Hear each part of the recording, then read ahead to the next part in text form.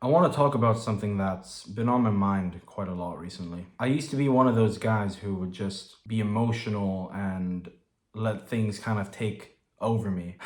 This is a bit cringe to say, but I was like one of those guys who was drowning in sadness and anger. And the thing is, I didn't really do anything about those emotions. Let me tell you right now, that's not a way to live. That's no way to live. It's horrible. It really took some tough times, some real gut punches to realize that sitting around and feeling sorry for myself doesn't really change a thing or didn't help me in any way at all. So I made a choice. I didn't feel sorry for myself anymore. I decided to take control of my thoughts, my emotions, to use them as fuel to drive forward and achieve my goals. And let me tell you, it has completely changed my life. Now, the purpose of this video is to help you harness your energy to achieving anything that you want to achieve, to learn how to use your sadness and your anger as fuel, as motivation to achieve anything that you want. And the thing is, back when I was feeling like you are now, I wish someone had taught me this. I had to learn all this stuff by myself. I've seen a ton of people talk about, if you're feeling sad, you should take a few days off. Or I've seen a ton of people also talk about being emotionless, being cold-hearted, ignore your emotions, blah, blah, blah. Bullshit. I would strongly suggest that you identify your emotions and use them. Feel your emotions and use them. Be angry, be sad, and use that to your advantage. Now, I'm going to tell you a little story about myself and how I've managed to use my emotions correctly. So I won't tell you any full stories because it'll be too long, but I'll kind of use the tragedies that happened and the things I've achieved after the tragedies. So I was 13 when my mom died, and at the time I was playing football. I was really good, actually. So yeah, my mom died, and then during my training sessions, I would really use that sadness and anger to train extra hard. I was going early, I was hitting the gym more, and I was finishing later than everyone on the pitch. And about a year later, this led to the national team calling me up to go for a training camp. And dude, I was over the roof. But yeah, this is one example. And another example is my dad's death when I was 17. Dude, this opened up another level in me.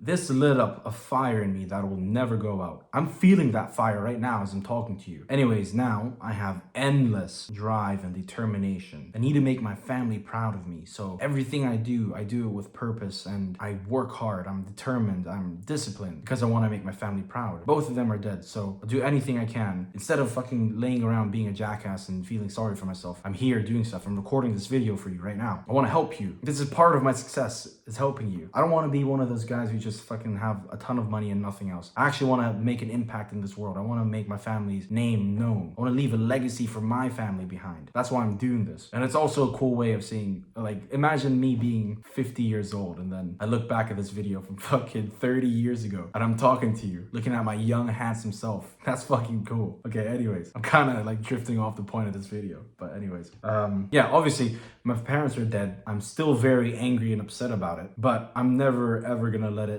affect me negatively in any way, ever. I'm only gonna continue to work hard to make my family proud. Now, obviously, when this first happened, right, I was angry at everything. I was angry at the world. Why me? Why did this happen to me? I used to cry, fucking lay in my bed, stare at the ceiling. I didn't know what to do, honestly.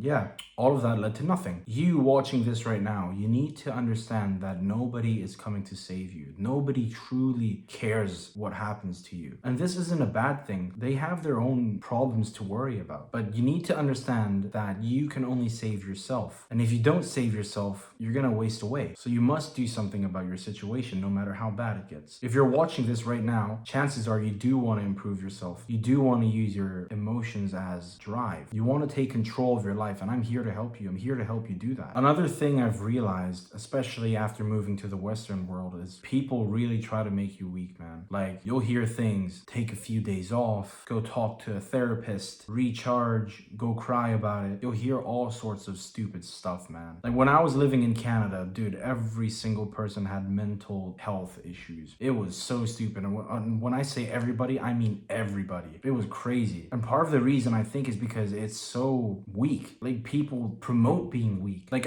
honestly, to the point where I think you're kind of weird if you don't have a mental health issue. It's that bad. It's almost like a trend to be fucking mentally ill. And I know that's kind of mean to say, but it is true, and it's not right. Another thing I want to talk about is therapy. Why the fuck are you paying a therapist to talk about your problems? You don't even know them. They don't even care about you. They're just there so they can get paid. If you want to talk to somebody about your problems, talk to your friends, talk to your family about your problems, not some fucking therapist. What are you, stupid? Fucking people. Your friends, your family care about you, not a therapist. What are they gonna do? Oh, Jordan, tell me about your problems.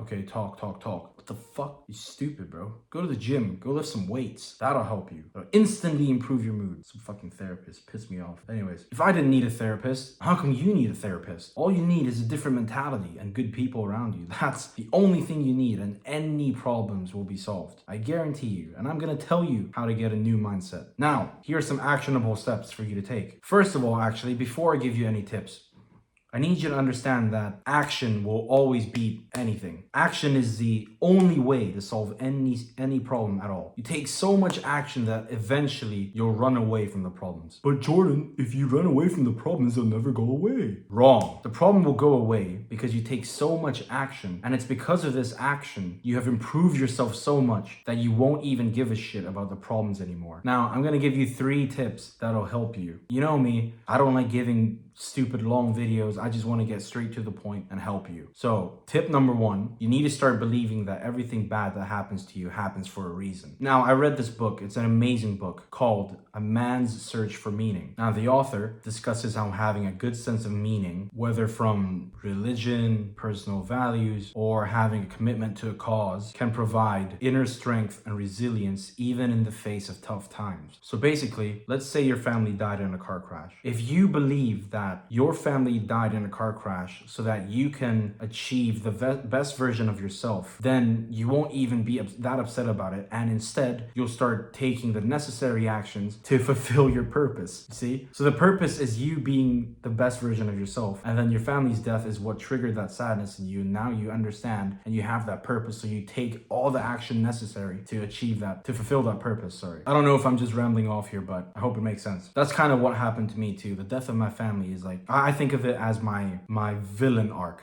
I would say, to become a strong person and to achieve every goal possible. That's truly what I believe. That's why I believe my family died. Now, let's say you didn't think this way. What would you do? Lay in your room all day, rot in bed, talk about all your problems all the time? Think about a superhero movie. Did he have a good, stress-free life? Or did he have to go through a ton of shit in order to become that superhero? You are the superhero in your story. You need to go through a ton of shit before becoming the superhero. You need to go through a ton of shit before reaching your full potential. You've seen Batman before. His parents got shot in an alleyway, and instead of laying in bed all day and think about all his problems, Batman went to the fucking mountains and started training martial arts for years. And then he came back to Gotham and started, fighting criminals. But it's his parents' death that created Batman. So you see where I'm going here? Now, if it were the other way around and Batman decided to be depressed and did nothing about his sadness, he would be fucking Fat Man instead of Batman. To be honest, I actually think people would prefer to do nothing about their emotions. And why? Because it's easier. It's easier to just lay around and do nothing. It's harder. It's actually harder to be disciplined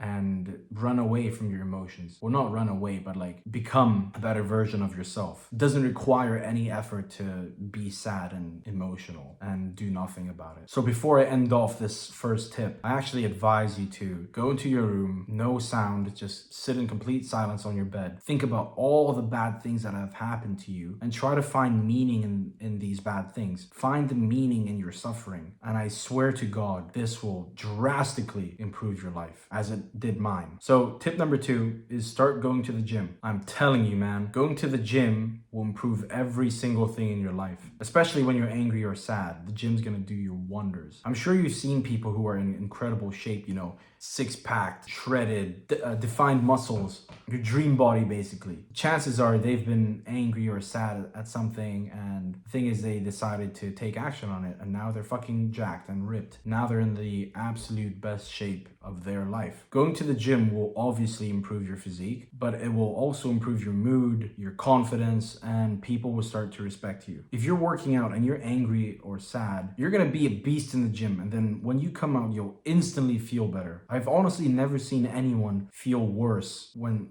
they finish a workout. I've only seen them feel better. And that's the truth about the gym. You'll instantly feel better after working out. You also need to understand that every successful person has had their angry at life phase. But the thing is they've decided to take action, and now they, I don't know, have a successful business. They're in the best shape of their life. They have their dream woman. They have their dream family. They've learned to use their emotions properly. And this is why there are successful people and there are people who are not successful. The difference is the successful people have learned to properly use their emotions, but the people who aren't successful are still thinking about their problems. I don't know if you've ever noticed, but if you talk to a drug addict, they'll talk about something that happened 10 years ago. It's fucking stupid. I've talked to some people who are like addicted to weed before, and I asked them why. Like, why did you start smoking and why do you still smoke? And they're like, well, my dad died 10 years ago and I can't cope. What the fuck? Really? 10 years ago and you're still addicted? You decided to not do anything about it? Like, I understand your dad's death is hard, but what the fuck, man? Come on. I hate when people blame things that are out of control. They let the outside world dictate their life. It's fucking stupid. Or like another example of alcoholics. You ask alcoholics why they're alcoholics, and they say, well, my dad's an alcoholic. The fuck does that have to do with you? Stupid. Anyways, tip number 3, the most simple and effective advice I have for you, and that is to make a decision. Who do you want to be? Do you want to be the guy who turns every bad situation around and makes it work in his favor? Or do you want to be the loser who just suffocates in his emotions? The Jeffreys of the world. The poison. It's only you and you alone that can make this decision. Make the right choice and you'll thank yourself forever. Now, I'm going to link my Instagram in the description. You can text me there about any problem that you have and I will try my best to help you out. There's not many people in the world who care anymore, but I do. That's why I made this video, because I care about you and I hope you've learned something from it. So please don't hesitate to text me. I got your back for life, man. And like always, I'm rooting for you and I believe in you and I love you.